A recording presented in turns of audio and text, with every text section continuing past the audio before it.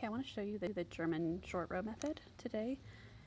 The thing that I really like about this method is that you don't have to do anything fancy on a return row. So with a wrap and turn, you have to wrap on the setup row, and then when you go back to that stitch, you have to pick up the wrap and knit them together. So the nice thing about this is that there's no return row. So we're going to work to and including the stitch we want to work the short row on. So let's say it's this one. And first thing that's different is that you have to turn your work before you do anything else. So turn your work.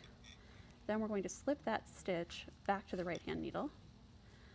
Pull up your working yarn, which makes the yarn doubled.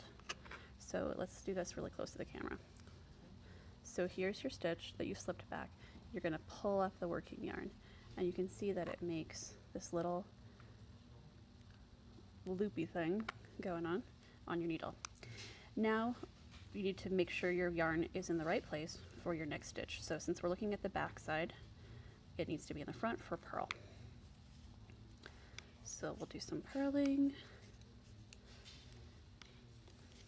And let's do this again. So I'm going to purl to the end. And then we'll turn the work. You can see we've already got some excess fabric building because of the short row. And you can see here, that is our short row stitch. It's very easy and obvious to find it again, especially if you're just feeling your work. You can feel that little cross point in your work.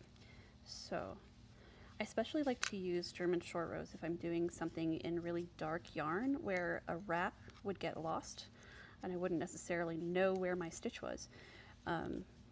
When I was knitting a black sweater for my best friend, I used German short rows because I could physically feel them and I didn't have to, obsessively mark where the short rows were, that sort of thing.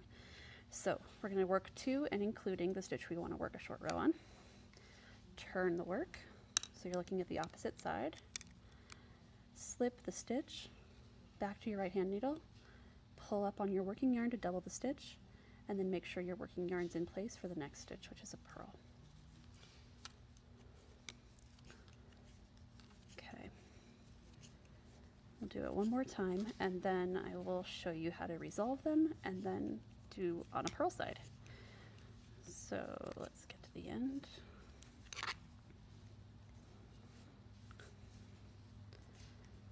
Let's do one more.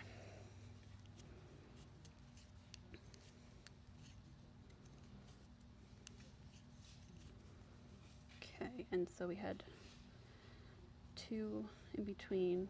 Here's our first short row stitch. We've got 2 stitches even between, another short row stitch, so we'll do 2 stitches even between, and we'll use this one for our next short row. Okay, so you work to and including the stitch that you want to work the short row on. Flip your work,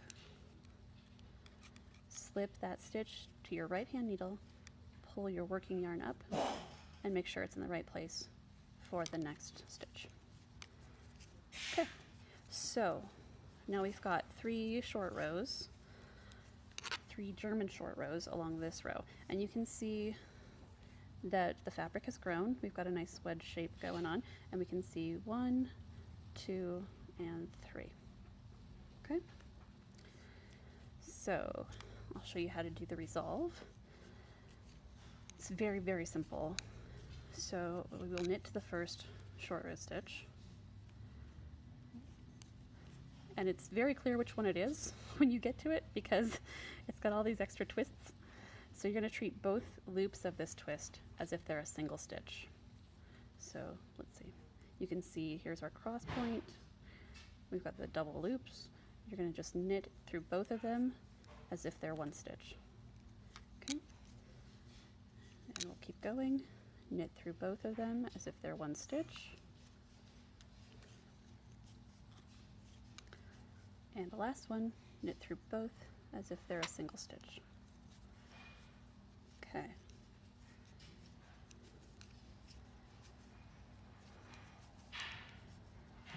So I quite frequently knit without looking at my work, and I find German short rows to be really helpful in that regard because I can feel where the turning point is and I don't have to see it to know it's coming up. So you can see we've got 3 sets of short rows and I've got this nice wedge shape. And this is very, very loose. They happen to be the needles that I had with me, but it kind of lets you see a little bit what's going on with the short row sections. So like here's the doubled stitch. You can see it kind of, it's a little thicker behind there. So this wouldn't necessarily be your best option for something that was like lacy and open. German short rows tend to play with the tension in each stitch. So they can be a little finicky if you're doing something in lace. There are some other methods that I prefer for lace, like mother-daughter short rows or shadow wraps, they're also called. Okay, so we're ready to do a purl side German short row. So we will purl this stitch. That is the stitch we want to work as a short row. Turn the work, and then this is where it's different. You're going to bring your yarn to the front first. So you always want your yarn in front when you're going to be doing the German short row. But when you start on the purl side and turn your work to the wrong side, which is the knit side, then you need to bring your yarn to the front. And make sure you bring your yarn to the front before you slip the stitch. So now we slip the stitch, and then you lift. And this one's a little different. You can see there's a little bit more of a twist in this hook, this anchor point.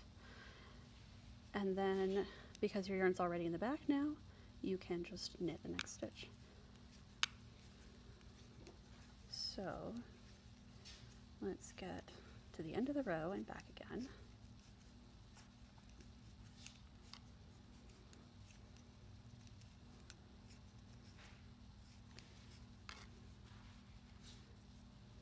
Okay. So we'll do the same spacing for the short rows that we did on the other side.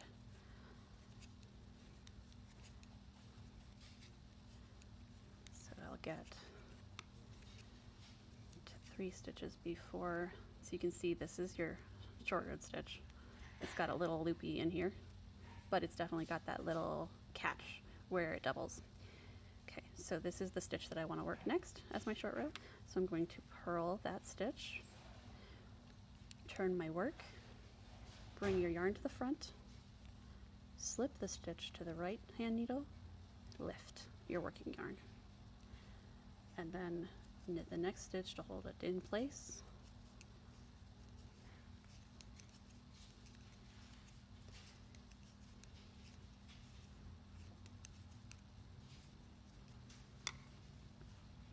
Okay, so let's do it one more time.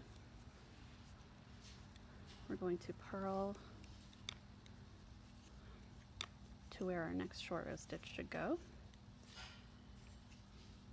So it looks like we will be purling this one. This is going to be our short row stitch. So we'll purl that stitch, turn the work, bring your yarn to the front, slip that stitch back to the right hand needle, and lift your working yarn. And then secure it by working your next stitch. And you can see we've got 3 short row stitches here. We've got this one, we got this one, we got this one. And it doesn't really matter that they don't look exactly identical, that the tension is different slightly on each of them. You know, knitting's tension is very forgiving when you're blocking something, so don't stress too much about that. So we get back to the end of the row, and then we can work the resolve, which in this case means we just treat these doubled stitches as single stitches.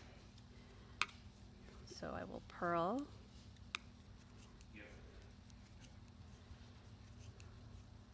until I get to one of those, and we will purl the 2 strands together as if they are one.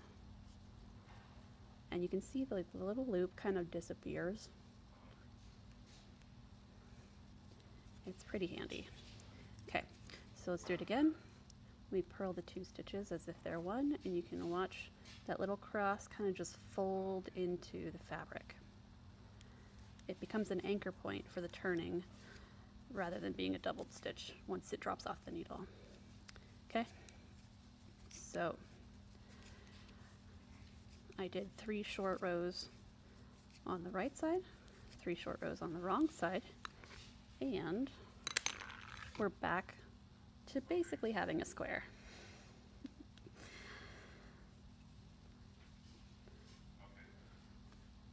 So if we were doing this with different colors or in, you know, a different pattern, you'd be able to see more clearly that there are short rows in this piece.